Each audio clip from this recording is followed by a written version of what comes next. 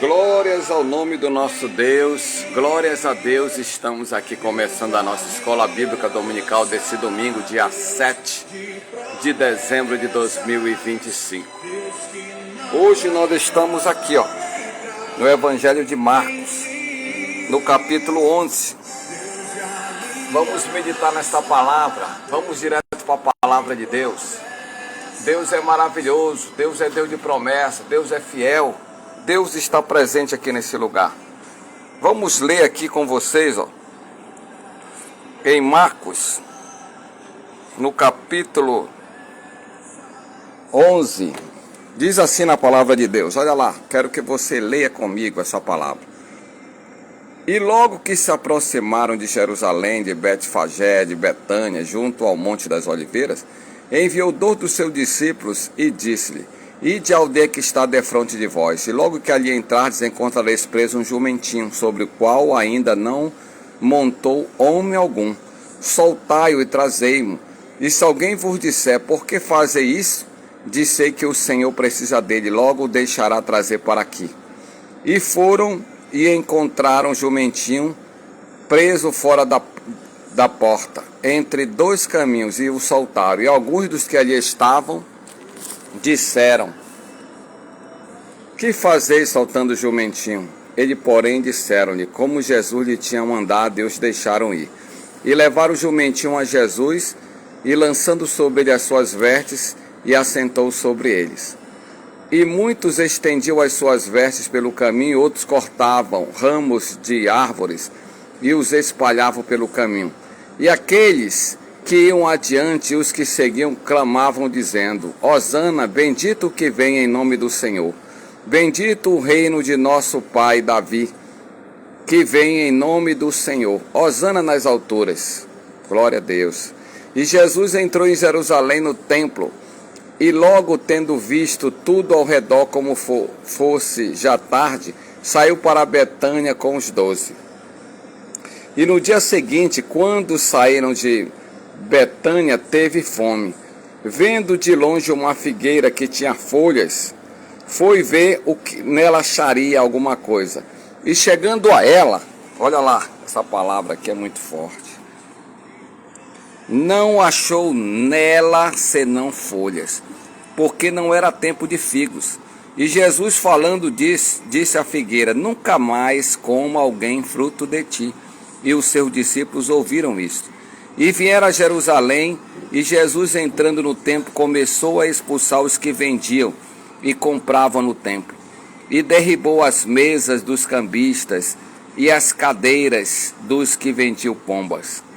E não consentia que ninguém levasse algum vaso pelo templo. E os ensinava, dizendo: Não está escrito, a minha casa será chamada por todas as nações casa de oração? Mas vós a tendes feito covil de ladrões. E os escribas e príncipes dos sacerdotes, tendo ouvido isto, buscavam ocasião para o matar, pois eles o temiam, porque toda a multidão estava admirada acerca da sua doutrina. E sendo já tarde, saiu para fora da cidade. E eles, passando pela manhã, viram que a figueira se tinha secado desde as raízes. E Pedro, lembrando-se, disse-lhe: Mestre, eis que a figueira que tu amaldiçoaste se secou. E Jesus, respondendo, disse-lhe: Tendes fé em Deus, porque em verdade eu vos digo que qualquer que disser a esse monte: Ergue-te e lança-te ao mar, olha lá, é muito forte essa palavra, e não duvidar em seu coração, mas crê que se fará aquilo que diz, tudo o que disser lhe será feito. Por isso vos digo que tudo o que pedides orando, credes que o recebereis e tê-lo-eis. E quando estiverdes orando, perdoai, se alguma coisa contra alguém, e para que vosso Pai que está nos céus vos perdoe as vossas ofensas. Mas se vós não perdoardes, também vosso Pai que está no céu vos não perdoará as vossas ofensas. E tornaram a Jerusalém, e andando pelo templo, os principais dos sacerdotes, os escribas e os anciões se aproximaram dele, e lhe disseram: Com que autoridade tu fazes essas coisas? Ou quem te deu tal autoridade para fazer essas coisas? Mas Jesus, respondendo, disse: Também eu vos perguntarei uma coisa, e respondei-me, e então vos direi com que autoridade faço estas coisas. O batismo de João era do céu ou dos homens? Respondei-me. E eles arrazoavam entre si, dizendo: se dissermos do céu, ele vos dirá: então por que não credes? Se porém dissermos dos homens, tememos o povo, porque todos sustentavam que João verdadeiramente era profeta. E respondendo disseram a Jesus: não sabemos. E Jesus lhe replicou: também eu vos não direi com que autoridade faço estas coisas. Capítulo 12. A parábola dos lavradores maus. E começou a falar-lhe por parábola. Um homem plantou uma vinha, cercou-a de um valado e fundou nela um lagar. E edificou uma torre, e arrendou aos lavradores e partiu para fora da terra. E chegando o tempo, mandou um servo dos lavradores para que recebesse dos lavradores do fruto da vinha. Mas eles apoderaram dele, feriram e o mandaram embora vazio. E tornou a enviar-lhe outro servo. E eles, apedrejando, o feriram na cabeça e o mandaram embora, tendo-o afrontado. E tornaram a enviar outros. A este mataram, e a outros muitos, dos quais alguns feriram e outros mataram. Tendo eles, pois, ainda seu filho amado, enviou também a este por derradeiro, dizendo: ao menos terão respeito ao meu filho. Mas aqueles lavradores disseram entre si: este é o herdeiro. Vamos, matemo-nos, e a herança será nossa. E agarrando, o mataram e lançaram fora da vinha. Que fará, pois, o senhor da vinha? Virá e destruirá os lavradores e dará sua vinha a outros. Ainda não lestes as escrituras? A pedra que os edificadores rejeitaram, esta foi posta por cabeça da esquina? Isto foi feito pelo Senhor e é coisa maravilhosa aos nossos olhos? E buscavam prendê-lo, mas temiam a multidão, porque entendiam que contra eles dizia esta parábola, e deixando foram-se. E enviaram alguns dos fariseus e dos herodianos para que apanhasse em alguma palavra. E chegando eles disseram-lhe: mestre, sabemos que és homem de verdade, e não te importas, olha lá, e não te importa com quem quer que seja, porque não olhas a aparência dos homens, antes com verdade ensinas o caminho de Deus. É lícito pagar tributo a César ou não? Pagaremos ou não pagaremos? Então ele, conhecendo a sua hipocrisia, disse: por que me tentais? Trazei uma moeda para que a veja. E eles lhe trouxeram. E disseram: de quem é esta imagem e inscrição? E ele responderam: de César. Olha aí, ó. E Jesus respondendo disse-lhe: dai, pois, a César o que é de César, e a Deus o que é de Deus. E maravilharam-se dele. Então os saduceus, que disseram que não há ressurreição, aproximaram-se dele e perguntaram-lhe, dizendo: mestre, Moisés nos escreveu que se morresse o irmão de alguém e deixasse mulher e não deixasse filho, seu irmão tomaria a mulher dele e suscitaria descendência a seu irmão. Ora, havia 7 irmãos, e o primeiro tomou mulher e morreu sem deixar descendência. E o segundo também o tomou e morreu, e nem este deixou descendência. E o terceiro da mesma maneira. E tomaram-na 7, sem contudo terem deixado descendência. Finalmente, depois de todos, morreu também a mulher. Na ressurreição, pois, quando ressuscitarem, de qual destes será a mulher? Porque os 7 a tiveram por mulher. E Jesus respondeu, disse: porventura não errais vós em razão de não saberdes as Escrituras e nem o poder de Deus? Porquanto quando ressuscitarem dos mortos, nem casarão, nem se darão em casamento, mas serão como os anjos dos céus. E acerca dos mortos que houverem de ressuscitar, não tendes lido no livro de Moisés como Deus lhe falou na sarça, dizendo: eu sou o Deus de Abraão e o Deus de Isaque e o Deus de Jacó? Ora, Deus não é Deus de mortos, mas sim é Deus de vivos. Por isso vós errais muito. E aproximou-se dele um dos escribas que os tinha ouvido disputar, e sabendo que lhes tinha respondido bem, perguntou-lhe: qual é o primeiro de todos os mandamentos? E Jesus respondeu: o primeiro de todos os mandamentos é: ouve, Israel, o Senhor nosso Deus é o único Senhor. Amarás, pois, ao Senhor teu Deus de todo o teu coração, de toda a tua alma, de todo o teu entendimento e de todas as tuas forças. Este é o primeiro mandamento. E o segundo semelhante é esse: amarás o teu próximo como a ti mesmo. Não há outro semelhante maior do que esse. E o escriba lhe disse: muito bem, mestre, e com verdade dissestes que há um só Deus e que não há outro além dele, e que amá-lo de todo o seu coração, de todo o teu entendimento, de toda a tua alma e de todas as forças, e o amar o próximo como a si mesmo é mais do que todos os holocaustos e sacrifícios. E Jesus, vendo que havia respondido sabiamente, disse: não estás longe do reino de Deus? E já ninguém ousava perguntar-lhe mais nada. Cristo, filho de Davi. E falando, Jesus dizia, ensinando no templo: como dizeis, escribas, que o Cristo é o filho de Davi? E o próprio Davi disse pelo Espírito Santo: o Senhor disse ao meu Senhor: assenta-te à minha direita, até que eu ponha os teus inimigos por escabelo dos teus pés. Pois se Davi mesmo lhe chama Senhor, como é logo seu filho? E a grande multidão ouvia de boa vontade. E ensinando, dizia-lhes: guardai-vos dos escribas que gostam de andar com vestes compridas, e das saudações das praças, e das primeiras cadeiras nas sinagogas, e dos primeiros assentos nas ceias, que devoram as casas das viúvas, e isso com pretexto de largas orações. Estes receberão mais grave condenação. Olha lá. E, estando Jesus assentado defronte da arca do tesouro, observava a maneira como a multidão lançava o dinheiro na arca do tesouro. E muitos ricos depositavam muito.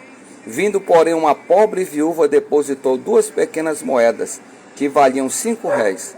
E chamando os seus discípulos, disse: em verdade vos digo, que esta pobre viúva depositou mais do que todos os que depositaram na arca do tesouro, porque todos ali depositaram do que lhe sobejava, mas essa da sua pobreza depositou tudo o que tinha, todo o seu sustento.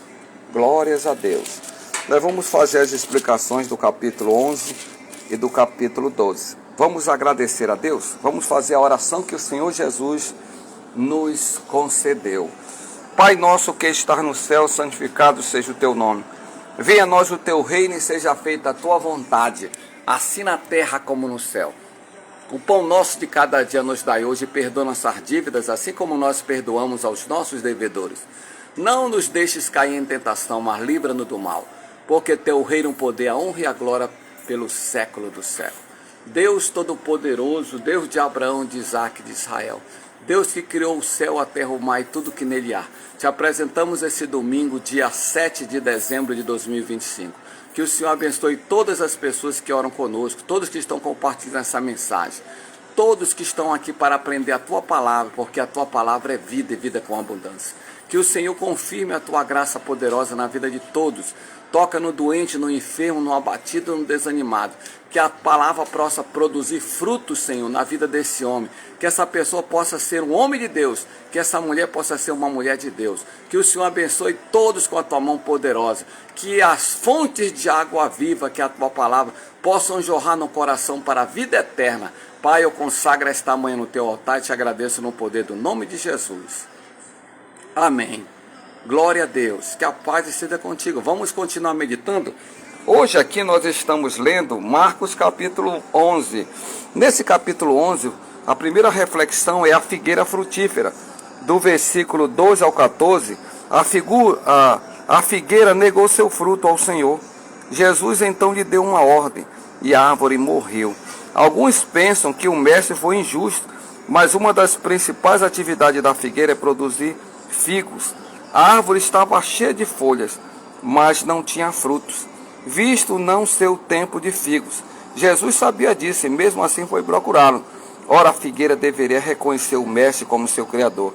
Então, se tivesse a mínima predisposição para dar-lhe um fruto, o poder de Deus teria passado por ela, e fazendo com que ela produzisse o fruto saboroso e perfeito que jamais outra figueira conseguiu produzir.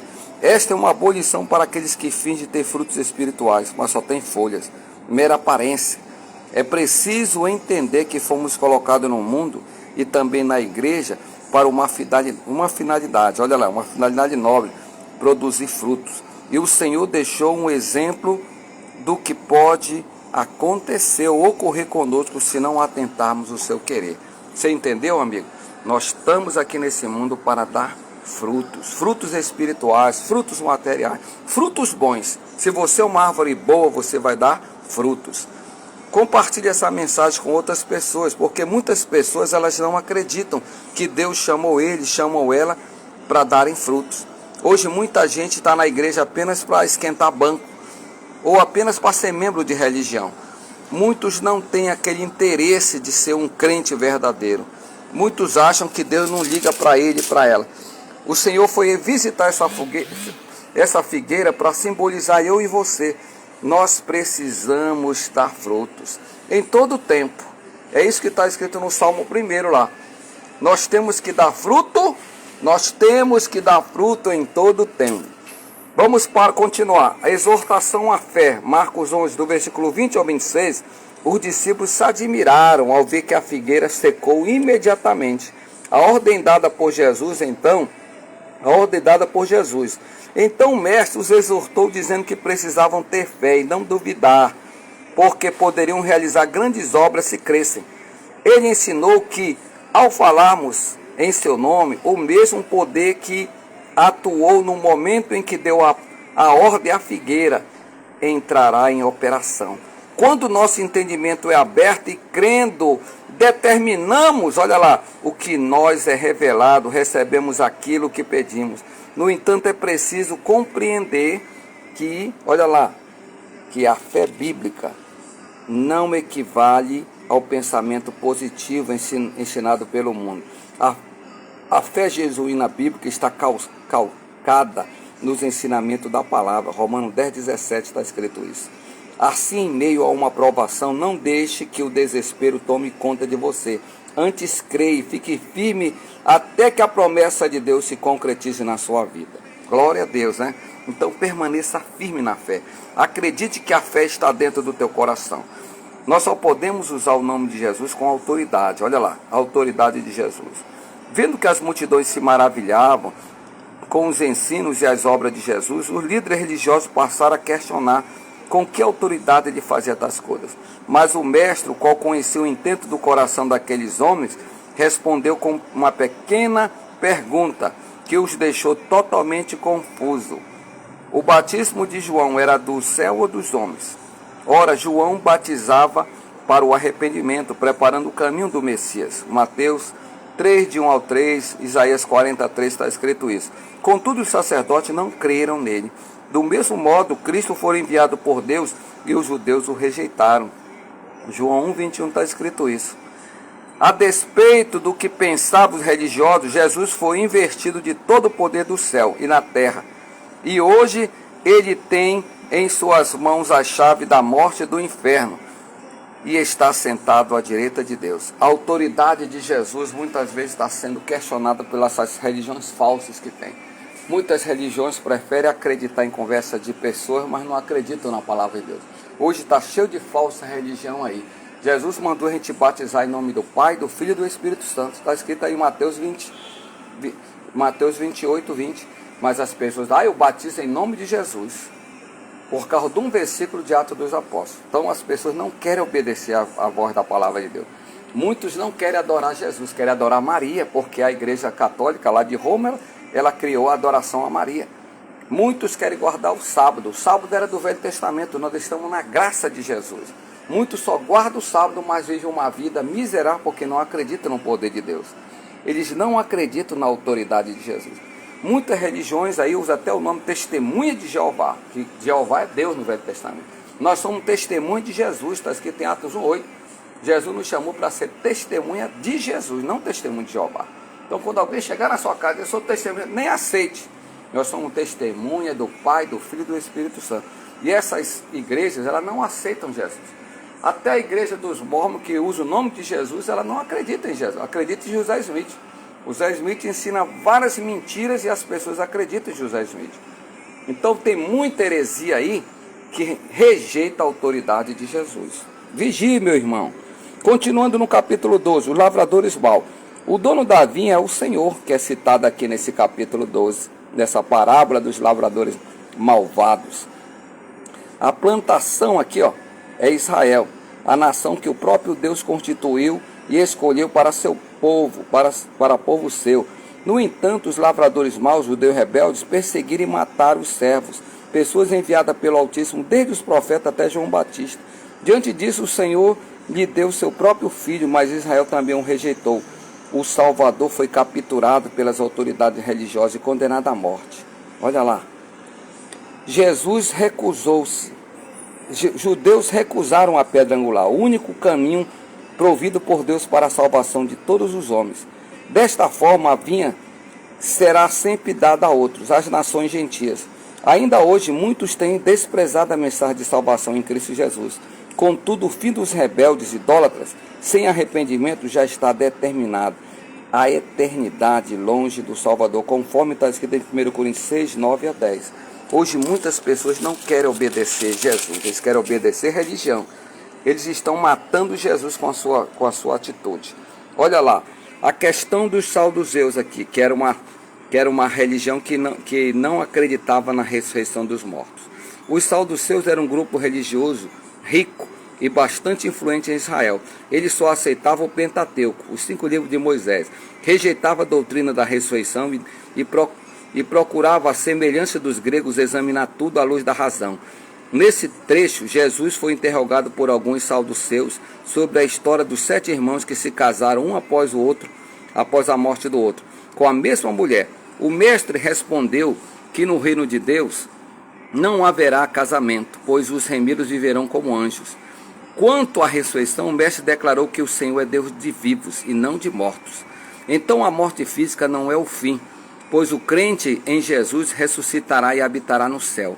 Portanto, é necessário lembrar-se de que a fé vitoriosa é aquela firmada na verdadeira palavra de Deus, e não em tradições ou invencionices humanas. Amém? Porque muita gente não acredita. Hoje tem muita gente que acredita em reencarnação, mas não acredita em Jesus. Outros acreditam que a pessoa vai virar estrelinha, não acredita em Jesus. Outros acreditam até no purgatório, que a pessoa errou nesse mundo e ainda vai ter chance no purgatório. Não tem isso na Bíblia.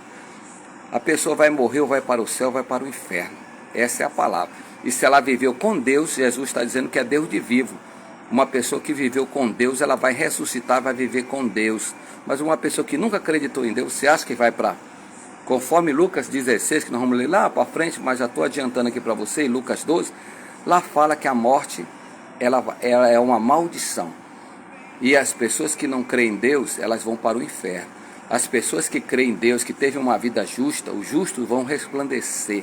Os justos vão morar no céu, com Abraão, com todos os salvos. Pense bem na sua vida. Continuando aqui do versículo de número 28 ao 30, o amor de Deus.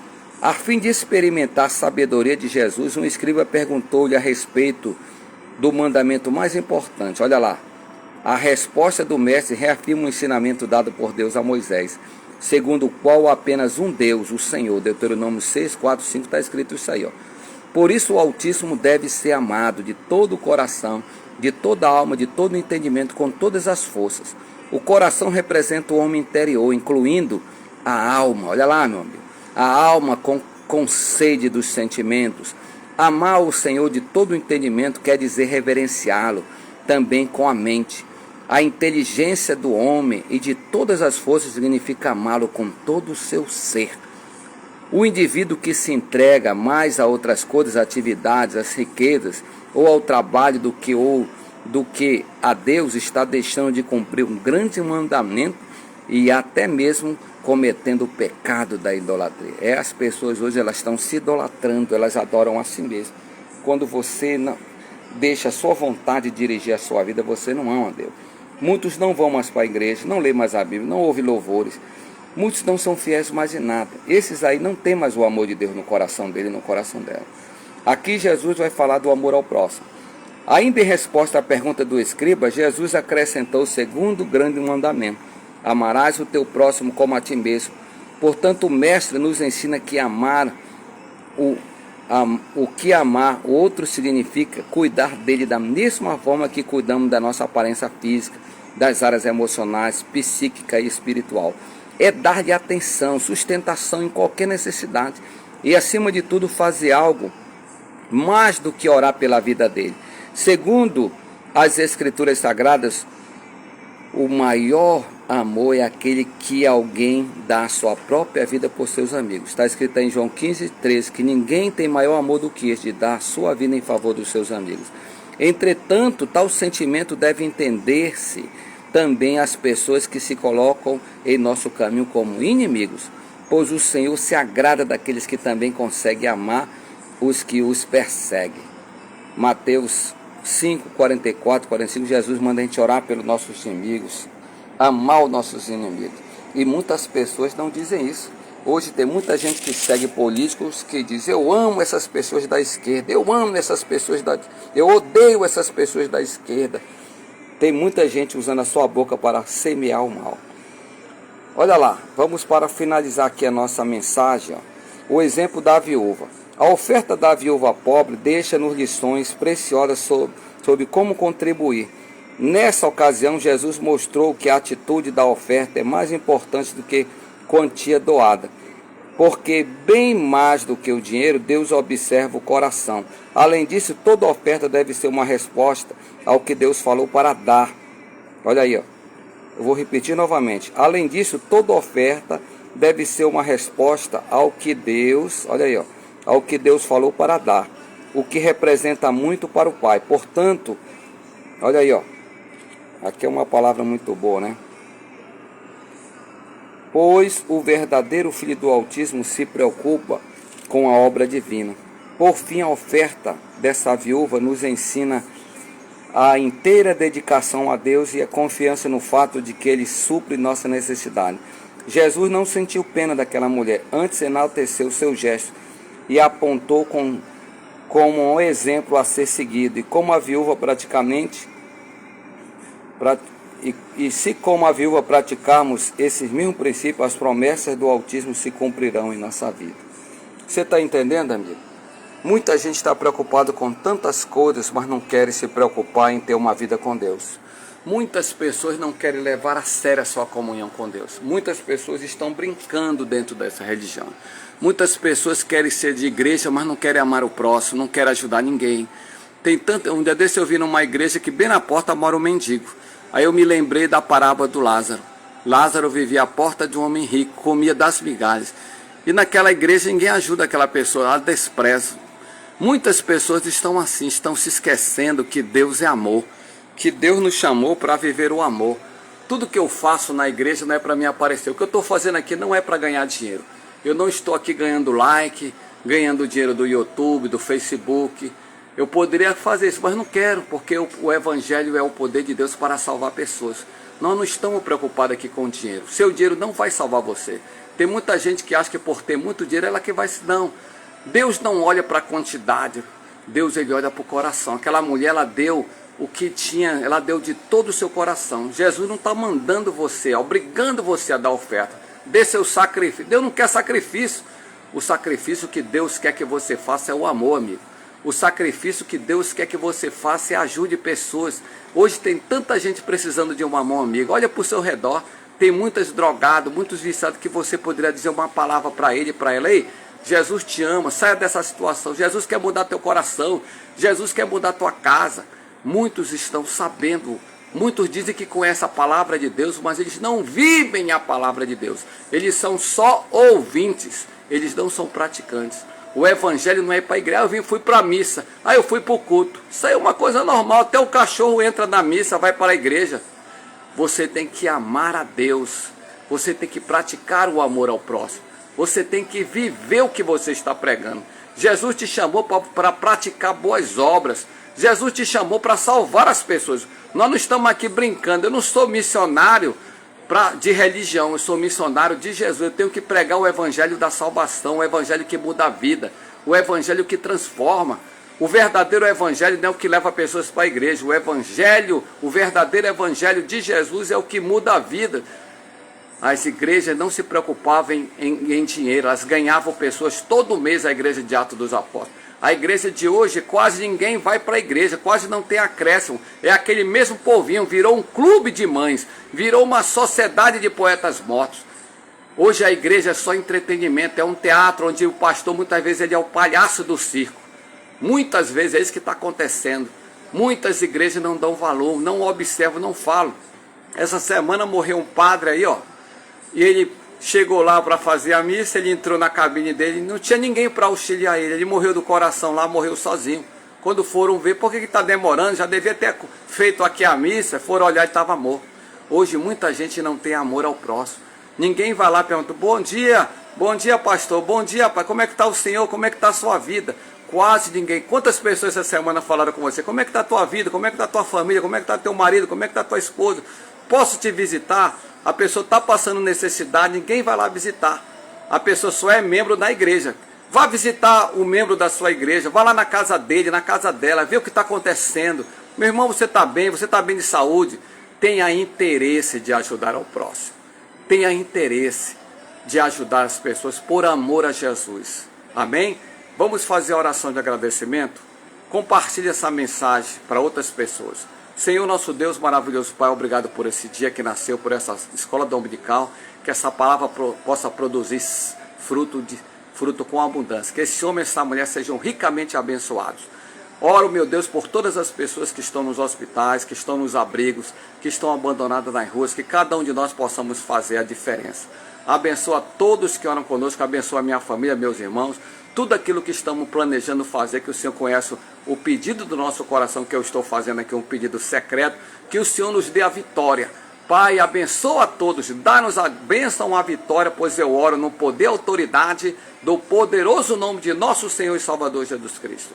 Diga amém, que eu creio, que eu tomo posse, levante sua mão direita e declara assim, ó, a vitória já é nossa pelo nome de Jesus. Fique na paz, que Deus abençoe você.